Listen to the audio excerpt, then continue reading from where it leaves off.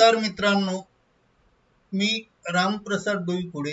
तुम्ही पाहत आहात राजकीय निरपेक्ष विश्लेषण ॲक्टिव्ह राजकारण यूट्यूब चॅनलद्वारे.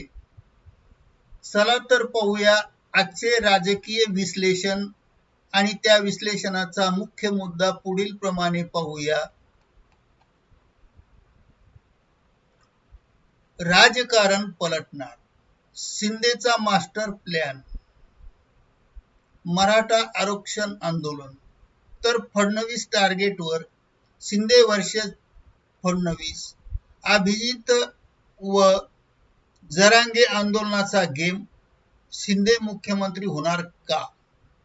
या संदर्भात संपूर्ण माहिती जाणून घेऊया. चला तर पुढील प्रमाणे जाणून घेऊया.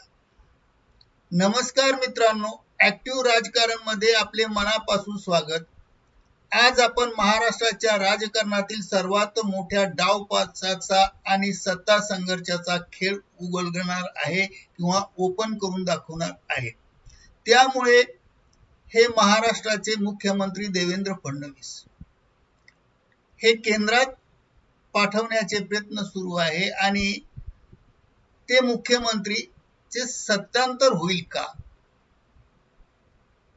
हे आपण समजून घेऊया.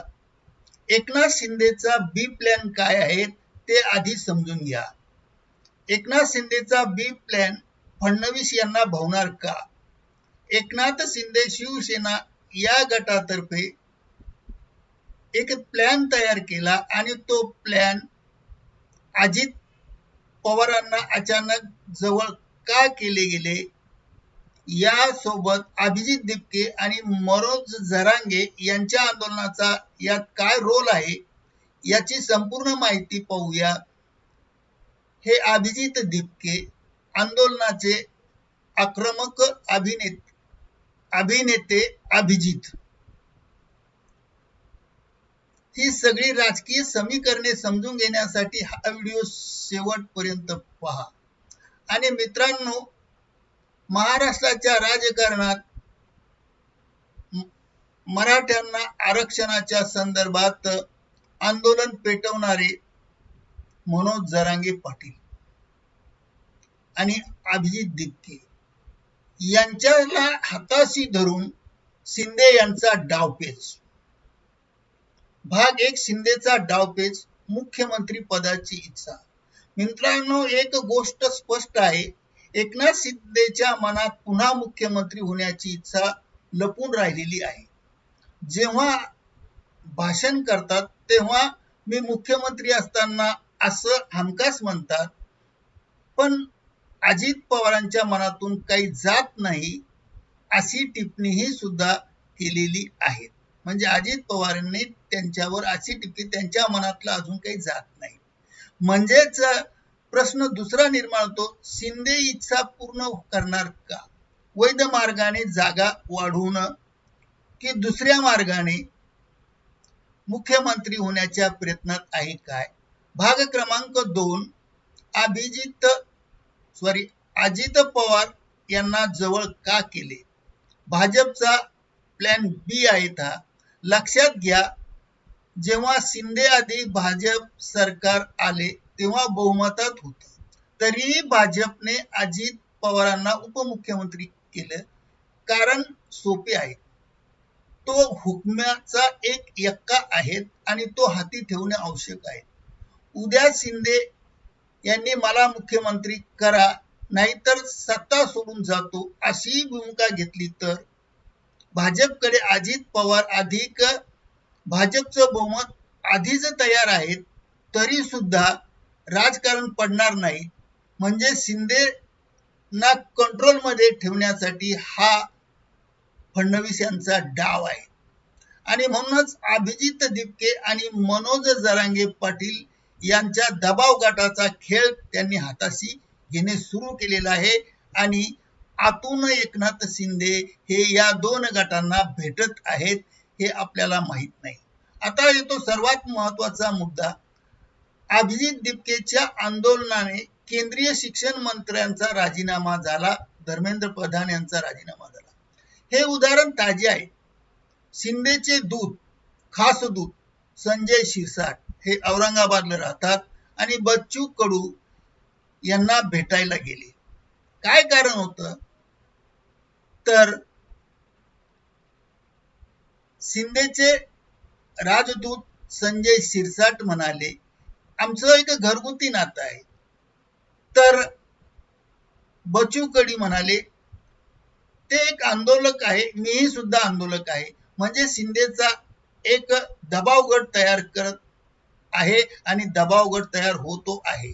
आणि आता मनोज जरांगे मैदानात आले आहेत आणि त्यामुळे त्यांनी बावनकुळे फडणवीसवर टीका केली. शिंदेवर तर सुरुवातीला मवाळ भूमिका घेतली. उदय सामंत न समजूत काढली. शिंदेना पुन्हा चुका मान्य केल्या. शिंदेचा डाव काय आहे? जरांगे यांच्या आंदोलनामुळे जर फडणवीसचे सत्तांतर झाले, राजकारणाचा मध्ये राजीनाम्याची मागणी जर जरांगेकडून झाली तर राजीनामाचा दबाव आला आणि सत्ता बदलण्यात शिंदे मुख्यमंत्री होऊ शकतात, असा त्यांचा अंदाज आणि कायास आणि मानस आहे. आणि म्हणूनच केंद्राचं दुसरं गणित पण लक्षात घ्या. भाग 4 शिंदेचे खासदार वाढले आहेत. त्यामुळे अमित शहा मोदींचं बळ देखील वाढलेलं आहे अशी चर्चा आहे. पण सत्य काय आहे?